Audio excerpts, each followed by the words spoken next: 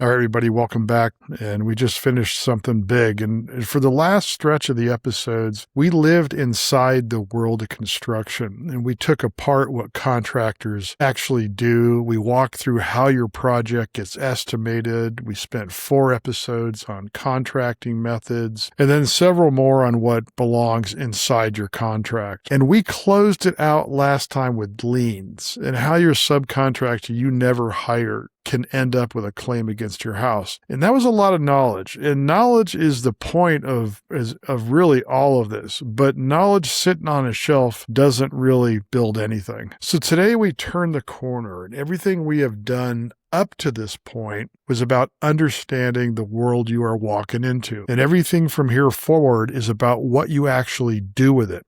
And this is where you stop studying the players and you start assembling your team. And don't forget, every one of these episodes, at least in the last couple months of my episodes, I'm trying to create a little tool for each one so that you don't have to take notes here. It's a little micro tool that you'll be able to go to the show notes and download the link and play with it. It doesn't really cost anything. So the very first question in front of you is bigger than really a lot of homeowners realize. And before you ask who you should hire, you have to ask a different question. Which path are you taking?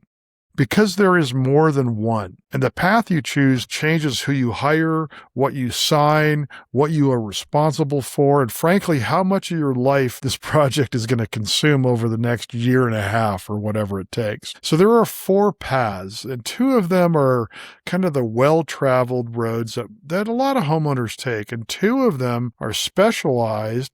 And they sit kind of at the opposite ends of the spectrum between these, on the outside edges of these 2 core ones that I have talked about in the past. So one of these ones on the outside spectrum puts you deeper into the work than you have ever been.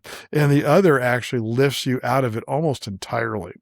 So today I want to map all 4 for you quickly so you know where you stand. And then I want to spend the bulk of our time on the one that tempts almost everybody at some point, usually right after they see a number they did not like, becoming your own general contractor. And I want to be fair why that temptation is so strong, because it's not really foolish. It usually shows up at a very specific moment. You have been through design, you've been through estimating, you finally have real bids in your hand, and the number is bigger than you planned for, and a lot of times a lot bigger.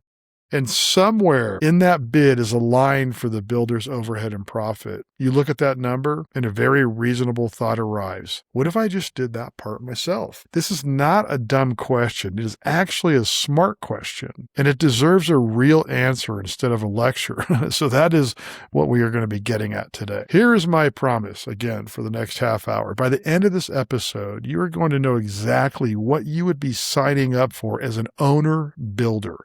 Not the sales pitch version, the real version. The paperwork, the liability, the jobs that land on your desk, and the honest math on whether you would actually really save anything when it really comes down to the end. And if it turns out this path is right for you, you will walk in with your eyes wide open. And it turns out if it's not, you will have saved yourself a year of misery and probably a whole lot of money. So either one of those is really a win. Okay, so let me lay out the 4 paths because you need a whole picture before we go deep on really any of them. Path 1 is what I call it the guided path. The industry calls it design build. One company handles both the design of your project and the construction of it. One contract, one point of contact, one organization that owns the outcome from the first sketch all the way to the final walkthrough. And I've described this before as showing up at the airport for a 2-week trip through Europe where somebody else has already planned every single day for you. Your hotels are booked, your trains are reserved. Somebody who does this for a living has handled the logistics, and you get to experience the trip. If that is pulling at you, go back to episode 42. That is the full design build episode where I walk through the 2 kinds of design build companies. How to tell a real one from a contractor who has just put the words on a website, and the questions to ask before you sign. Episode 42 is the guided path. Path 2 is what I call the self-guided path. The industry calls it the traditional construction or design, bid, build method. You hire your own designer, they produce your plans, then you take those plans out to contractors, collect bids, and you hire your builder separately, 2 contracts, 2 separate companies, and you sitting in the middle, connecting them. This is the most common path by a pretty wide margin. It is also the path where you personally carry the coordination between design and construction. That one is episode 43, the self-guided path, traditional construction versus design build, straight up. I go through the bidding phase, where the handoff between your architect and your builder tends to break, and the strategies that keep you from getting caught really in the middle of it.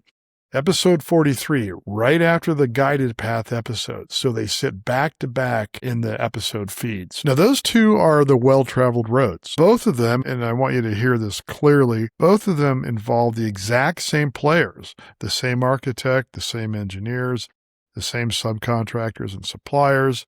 The difference is not who is on the field. The difference is who is holding it all together and how they are contracted. Then there are the specialized options, and they sit at the opposite ends of the spectrum. At one end is the owner-builder. This one goes further than self-guided, much further. On the self-guided path, you coordinate between 2 professionals primarily. And as an owner-builder, you do not hire a general contractor at all. You become one. If the guided path is the planned European tour and the self-guided path is booking your own flights and hotels, then the owner-builder is backpacking indefinitely with no itinerary. So you are responsible for finding your own food and water. You might be sleeping in a hostel under a blue tarp next to a character named Trail Dog to save a few bucks and to take in the experience. It can be rewarding, but I'm not going to pretend it cannot be. But you had better have experience, fortitude, stamina, and maybe deodorant. And at the far other end of the spectrum is the owner's agent. This one is the private concierge level. You still have your team, but now you have a seasoned professional traveling alongside you the entire way, protecting your interests, watching the details, and turning down the sheets for you at the end of the day. An owner's agent fortifies every planning and building step and frees you from the day-to-day. That one deserves its own episode, and it's going to get one next time. So 4 paths: self-guided, guided, owner-builder, and owner's agent. 2 of those are about how you structure your team. 2 of those are about how deep into the trenches you personally go. And the way you find your path is not by asking which one is best, because none of them is best. You find it by answering 4 honest questions about yourself. How much construction experience do I actually have? Not how much I've read, how much I've lived, how much time I genuinely devote to learning and navigating all the process I just became aware of. Do I like being in the middle of the battle? Do I enjoy controlling every detail? Or does that sound exhausting? Or am I a planner type? The person who will invest heavily up front and step back and let professionals do their thing. There are no wrong answers to those 4. There are only honest ones and dishonest ones, and the dishonest ones are expensive. So today, we are climbing down into the trenches. So what does it actually mean to become an owner-builder? Most people think it means saving money. That is genuinely what they think it is. Skip the general contractor, skip the overhead and profit, keep that money in your pocket. That's not what it is. Here is what it actually is. In most places in this country, there is an exemption on the books that says a property owner can build, improve, or repair their own property without holding a contractor's license. That exemption exists. It is real and it's legal, and homeowners use it every single day. But read what that exemption is actually doing. It is not giving you a discount. It's giving you a job. When you pull a permit as an owner builder, the building department does not treat you as a homeowner anymore. They treat you as the general contractor for that project. You file a declaration. You sign an affidavit stating you understand your responsibilities. And in most jurisdictions, you sign waivers related to insurance for each subcontractor you hire. And from the moment you sign that, the burden of compliance, coordination, and liability rests squarely on your shoulders. So I want to give you the single most important sentence in this entire episode. The liability you assume as an owner-builder is comparable to that of a licensed general contractor. Not similar, not a lighter version, comparable. So you did not take a test. You do not carry a license. You did not build a company or buy commercial insurance, but the responsibility landed on you exactly the same. So let us talk about that actual work, because this is the part that kind of surprises people. Here is what owner builders commonly do. And I want you to kind of keep this as a running count in your head. You design the project and create the plans yourself, or you hire an architect or designer and manage them. You select every material, every piece of equipment, every window, every fixture, every appliance, every finish. You develop the specifications and the scope of work documents. And if you listen to our episodes on estimating and bid packages, you know how much that document actually determines. You handle the approval process, the planning department, the building department, every submittal, every correction, every resubmittal. Whether you're doing it yourself or whether you're coordinating and orchestrating this with the design professionals that you hired. You source and hire all the consultants your project needs, structural engineer, soils engineer, whoever that jurisdiction requires. You may be able to get your architect or your licensed design professional to help you with that, but the bottom line is that you're responsible to make sure all of that happens. You either perform most of the work with your own hands, or you source and hire subcontractors to do some or all of it. You work closely with those subs and suppliers to make sure your work is done accurately and to the code, which means you have to know what accurate and to code looks like. And you coordinate every single city inspection. So that's kind of 8 jobs, each distinct jobs, each requiring a different skill, each with its own deadlines, each with real consequences when it goes sideways. And I want to be clear about something here. That is not a list of extra things that you do on top of your project, right? That is the list of what a general contractor does. That is their entire profession, majorly condensed. So when you become an owner builder, you did not eliminate the work. You just stopped paying somebody to do it. The work is still there, and every single hour of it, it probably takes you twice or 3 times longer than a qualified, seasoned, licensed general contractor. Because not only are you taking on the responsibility, but you're learning every step of the way, which can be fun, but can also be extremely aggravating and risky. So it just moved onto your calendar next to your actual job and your family and your life. So let's make this concrete, because 8 jobs on a list sounds manageable. And here's what it looks like on a Tuesday. All right, so the framer calls at 6:40 in the morning because the lumber package is short. He needs a decision before his crew starts standing around, right? And the inspector wants access at 10. And if you miss that window, you're waiting for another 3 days. The plumber and the electrician both scheduled themselves for the same day for the rough-in, and neither one wants to go second, right? So your window supplier just moved a delivery date, which cascades into your siding schedule. And somewhere in there, the tile you selected 4 months ago has been discontinued. Every one of those is a decision. Every one of those has to happen today, not this weekend when you have time. That is what a general contractor absorbs, and that is the actual product you are buying when you pay for their management. Not paperwork, not a phone number, availability, judgment, and somebody whose entire day is your project. And one more thing that catches people, because it's generally counterintuitive, that exemption covers you. It does not cover the people you hire. Anyone you bring in to do permitted work or work for a fairly low dollar threshold still has to be properly licensed. It is your responsibility to verify that. The exemption gave you permission to run the job. It did not lower the standard for anybody working on it. And you should visit some of my past episodes where I talk about hiring unlicensed contractors and unlicensed subcontractors. And if you really want to expose yourself to risk and start paying people cash and hiring unlicensed contractors as an owner builder, you've just blown open your exposure. And, you never know what's going to come at you when you hire somebody because money changes everything. So let's talk about accountability as an owner builder. And so I'm going to tell you a little story here.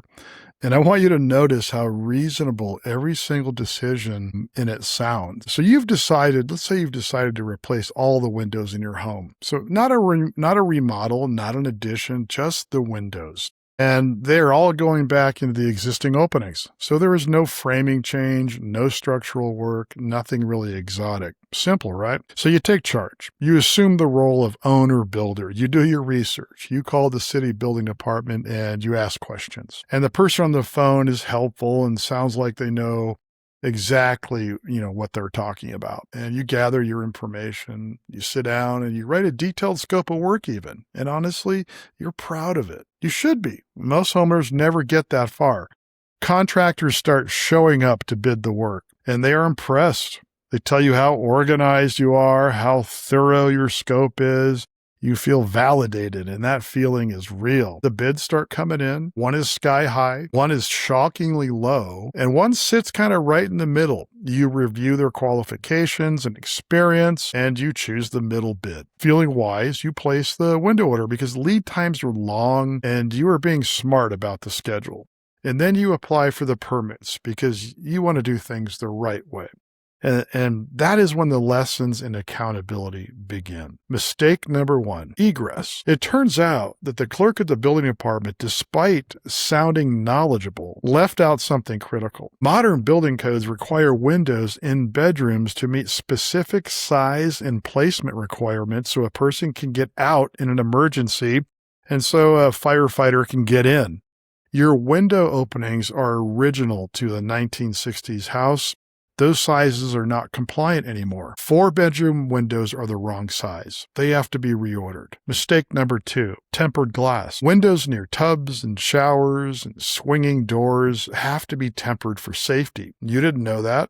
Nobody told you. 2 bathroom windows are wrong. They also have to be reordered. Now, here's the hard part. There is nobody to call about this. There is no contractor who owns a mistake. There is no warranty claim, no back charge. No uncomfortable conversation when somebody else makes it right. You can only look in the mirror. And I want to be careful here because I'm not telling you the story to make you feel foolish. Mistakes like these are not rare. They are close to inevitable when you're navigating water you have never navigated before. It's not a character flaw. That is what unfamiliar territory does to all of us. But look at what it costs. 6 windows reordered, weeks of lead time gone, money spent twice, and a permit application that is now out of sync with the product sitting in your garage on a window job. And there is a third thing in that story that most people miss entirely because it never shows up on a line item. You're a one-time customer. That middle bid contractor you hired, he works for builders who give him steady work all year. So when you reorder lands and his schedule is full, where do you think you fall on his priority list? Not out of malice, out of math. A good general contractor has spent years building those relationships. And when they call a sub, that sub answers because there's another job behind this one and another one behind that. You do not have the leverage. You cannot build it on a single project. That is not a small disadvantage. On a long build, it's often the difference between a 6-month schedule and a 14-month one. So now scale that up. Imagine that same dynamic on a whole house remodel or a custom home project, where instead of 2 code requirements you missed, there are hundreds. Where instead of 6 windows, it's the foundations, the structural connections, energy compliance, the fire suppression, egress, drainage, and a plan check that comes back with 40 corrections. The stakes just only get higher. So let's run that same story a completely different way. Instead of taking on the owner-builder role, you call a contractor who specializes in window replacement. You invite them to your home. You point at the windows and you say one sentence. Now they are responsible for measuring correctly. They are responsible for ordering the right product. They are responsible for code compliance, including egress and tempered glass, because that is their trade and they do it every single week. They pull the permits. They coordinate the work, and they carry the accountability for the result. And what did you give up? Control over the technical details. What did you keep? The big picture. Evaluating contractors, reviewing qualifications, understanding costs, and making informed decisions. That is not a smaller role. That is the role that actually protects you. All right, let's talk about the 4 exposures that come with the owner-builder path. These are the ones that almost never come up over at that permit counter, and they are the reason I'm really careful about this topic. Exposure number 1, you may have just become an employer. If you pay an unlicensed individual to perform construction work on your project, in a lot of jurisdictions, you are not their customer. You are their employer. The permit is in your name and you are personally responsible, which means if that person gets hurt on your property, you can be looking at their medical bills, their lost wages, their rehabilitation, through your homeowner's insurance policy, which was never designed for that, through a lawsuit. Remember the episodes we did on insurance. Workers' compensation coverage exists precisely so that risk sits with a company that carries a commercial policy for it. When you skip the general contractor, that coverage does not disappear. It just relocates onto you. Exposure number 2, liens. We just spent a whole episode on that last time. So you already know the mechanics if you listen to that episode. And if you haven't, I highly recommend you do. Subcontractors and suppliers who do not get paid on a schedule can file a claim against your property. And they can do that even if you've never wrote them a check, even if you never met them. On a normal project, your general contractor sits between you and that risk. They pay their subs, they collect the releases, they manage that entire chain. And their license and their reputation are all on the line if they get it wrong. So as an owner-builder, there is nobody in that seat. You are the one collecting every release, tracking every supplier, and making sure every single person who touched your project has been paid and has signed off. If you didn't download that lien protection material from the last episode, this is your second reason to go back to that episode, look at the show notes, and download that little micro tool I built so that you can help protect yourself. Exposure number 3, insurance and financing. So your homeowner's policy is written for an occupied home. It is not written for an active construction site. The risk profile is completely different, which is exactly why builders' risk coverage exists as a separate product. And if you are financing the project, your lender is going to have requirements, builder's risk, liability, and often something addressing workers' compensation. Some lenders will let an owner-builder sign a waiver instead, which sounds like a favor. It's not really a favor. It means you just told the lender that you personally will make sure every worker on that site is covered, and if they're not, it's going to come out of your pocket, not theirs. So that is a promise with your house really behind it. Exposure number 4, what happens after? A lot of jurisdictions put restrictions on a home built or renovated under an owner-builder permit. Commonly, it cannot be sold or leased for a period of time following final inspection. The exemption is designed for owner-occupants, not for people building to sell. Some places also require you to keep detailed records after completion. Copies of permits, copies of contracts with the names of everyone who worked on the project, proof of payment to the subcontractor's employees. And if you violate the owner-builder requirements, you could be barred from pulling new owner-builder permits for years. So if there's any chance you might sell that property sooner than you think, or if that property is held in an entity rather than your personal name, this path can get really complicated fast. Now, I want to say something balanced here because I'm not trying to really scare you off. Every one of these 4 exposures is manageable in every one of them. There are homeowners who handle all 4 beautifully, but they handle them on purpose with preparation, knowing they exist, and that's why we're here. The people who get hurt are the ones who found out about exposure number 1 on the day somebody got hurt. So who is this actually right for? So I have 4 markers, and I want you to be honest with yourself as I go through them, because self-honesty here is worth more than anything else I can give you today. Marker number 1, you are in the construction trades. Not adjacent to them, in them. You do this work or you have. Marker number 2, you have plenty of experience with past projects. Not one bathroom a real track record. Marker number 3, you plan to construct much of the project with your own hands. This matters more than people expect, and I'll explain that in a second. Marker number 4, the completion date is not a top priority. You have schedule flexibility, and nobody is really counting the months. Now look at what those 4 markers are actually measuring. 3 of them are about capability. 1 of them is about time pressure. And notice what is not on that list. Enthusiasm is not on that list. Being organized is not on that list. Being a fast learner is not on that list. Those are wonderful qualities, and they will not save you from an egress requirement you didn't know existed. Now, let me give you the honest math on savings here, because this is where I see the most wishful thinking. On the surface, skipping a general contractor's overhead and profit looks like pure savings. Deal directly with the subs and suppliers, cut out the middleman, keep the difference, right? But those savings are only real if 2 things are true. You have strong existing relationships with subcontractors and suppliers, and you have the knowledge to avoid costly mistakes. If either one of those is missing, the savings evaporate. They get eaten by reorders, by delays, by rework, by subs who deprioritize you because you are a one-time customer and they have a builder who feeds them work all year long. And here is what I found over 35 plus years. The most significant savings in owner-builder projects almost never comes from skipping the markup. They come from the homeowner doing the actual work with their own hands.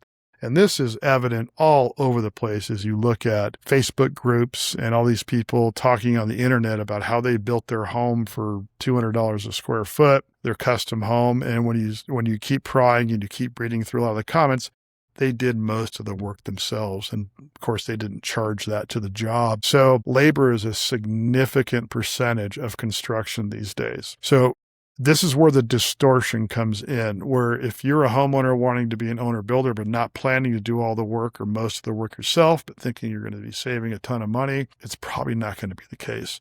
And you will have an inferior result for the most part, which brings us all the way back to marker 3. If you are not personally swinging a hammer on this project, the savings you are imagining are probably not there.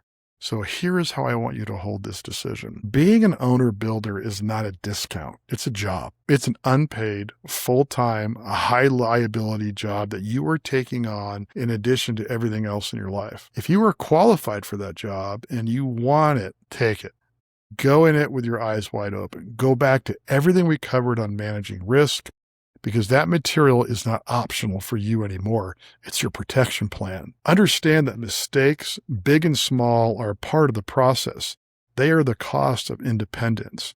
And if you are not qualified for that job, that's not a failure. That's clarity. That is you making an intelligent decision with real information, which is the whole point of the show. And I also want you to know that this is not strictly a yes or no. I also want you to know that this is not strictly a yes or no. There is real estate in the middle that almost nobody talks about.